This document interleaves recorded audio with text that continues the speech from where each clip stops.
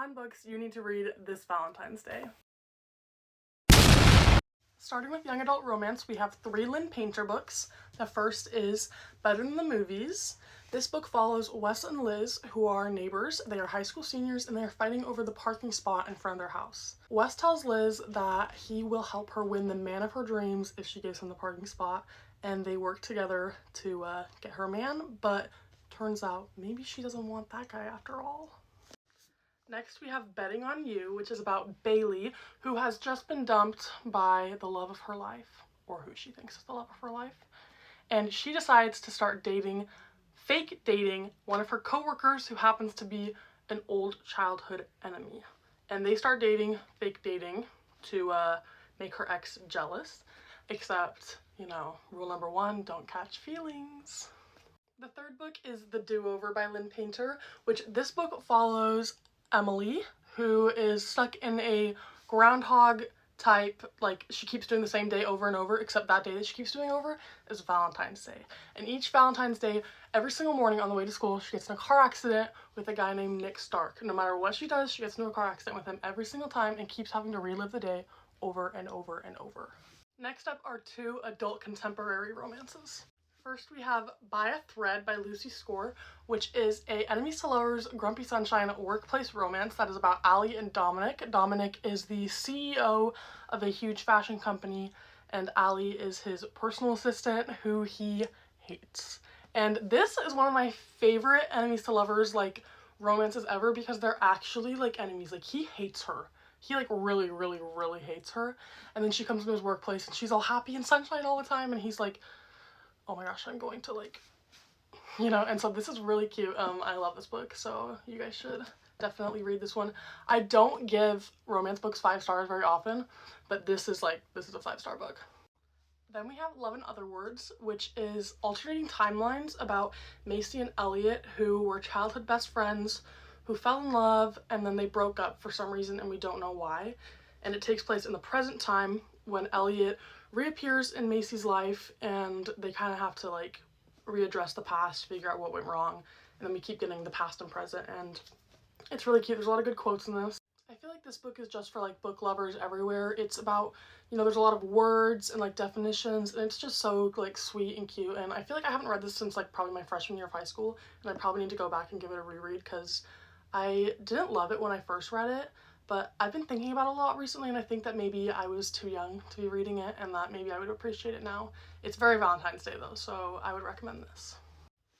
Then we have One True Loves by Taylor Jenkins Reid.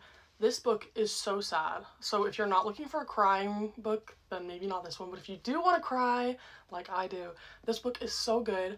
It's about Emma, who, her husband, Jesse, died in a helicopter accident a couple years ago. And she's very sad, obviously, and she's grieving.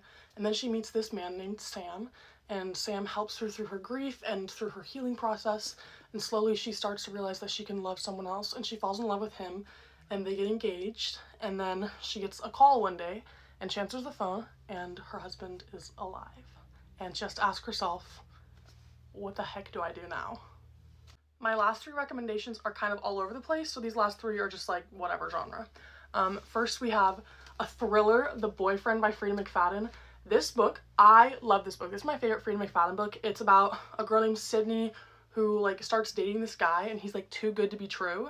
Like, she's like, there's something wrong with him. And then also there's this serial killing man who's out there like luring women and killing them. And you know, we have a mystery and we have this, and it's pretty obvious that the guy Tom in this, Tom's a little special. He's definitely got some issues.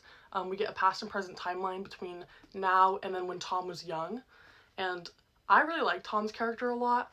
I really enjoyed all of his chapters. I thought that he was very interesting, very funny, which is kind of weird to say, but yeah, it's basically a woman, she starts dating a guy, and is he too good to be true? Could he possibly be a murderer? Which is everybody's biggest fear. But honestly, like, if I was reading this and he looked like Tom, you know, I would be killed by Tom. I mean, what? I didn't say that. Next, we have a young adult romantasy, Once Upon a Broken Heart by Stephanie Garber.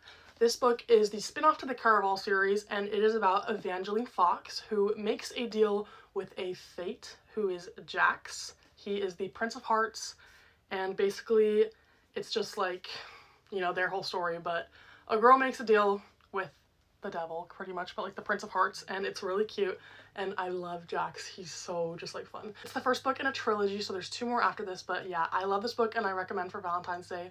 It's just so like, I don't know, such a romantic like fantasy. Last but not least, we have Lovely War by Julie Berry. This is one of my favorite books of all time. It's a World War II book with 4 different stories being told from the perspective of a different Greek god. So like there's a romance and she's narrated by Persephone. There's a soldier who's being narrated by Ares, and there's a couple other more. There's Apollo and Hades, and it's just, I think it's so beautifully written. It's so good. It's so sad. It is kind of long, but it is so worth it. The writing is phenomenal. And I love this cover. Isn't it so pretty? So yes, I recommend a lot for Valentine's Day if you're in the mood for something a little more serious, but also fantasy and something like you haven't ever read before, because I've never read a book like this. Since this book, haven't read anything like it. I love it. So if you guys have recommendations for books like this, please let me know, because this is literally one of a kind. Thanks for watching. Happy Valentine's Day, and I hope you have fun reading.